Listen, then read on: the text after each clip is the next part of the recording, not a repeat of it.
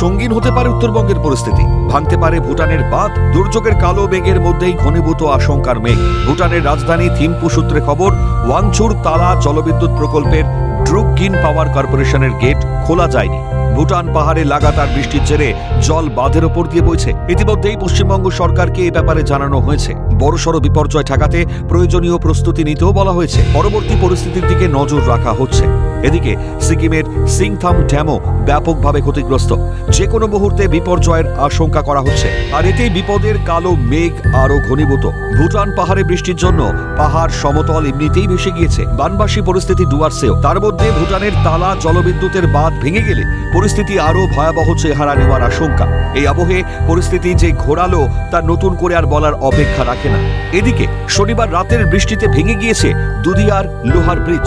বিচ্ছিন্ন হয়ে পড়েছে দার্জিলিং মিরিক যোগাযোগ ব্যবস্থা। এই অবস্থায় যোগাযোগ ব্যবস্থা পুনঃস্থাপনে অস্থায়ী ব্রিজ তৈরির উদ্যোগ নিয়ে নেমেছে সেনা। ড্রোন উড়িয়ে ম্যাপিং করা হয়। দুধিয়ার কি পরিস্থিতি, বালাসনের কি পরিস্থিতি, কতটা ক্ষয়ক্ষতি হয়েছে তা নিয়ে কিন্তু সরজমিনে তদন্ত করতে নামলো সেনা। আমি একবার সমিনু তাকে সেই ছবিটা দেখাতে বলবো।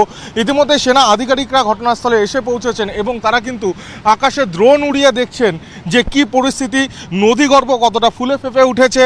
পাশাপাশি ব্রিজের কি কন্ডিশন, তার অন্যতম কারণ হলো এই যে বালাসন যে দুধিয়ার ব্রিজ রয়েছে সেই ব্রিজকে কেন্দ্র করে কিন্তু একাধিক সেনা ছাউনি রয়েছে। কোনোটা বিএসএফের রয়েছে, কোনোটা এসএসবির রয়েছে। কার্যত সেই কারণেই ডিফেন্সের যে একাধিক এই জায়গাগুলো রয়েছে সেগুলো ঠিক কতটা ক্ষতিগ্রস্ত হয়েছে। কারণ এই বালাসনের যে 3 নম্বর পিলার ক্ষতিগ্রস্ত হয়েছে, যার ফলে ব্রিজটি কার্যত ঝুলে গিয়েছে এবং সেই বালাসনের নদীর ওপাশেই কিন্তু বিএসএফের ফায়ারিং জোন রয়েছে।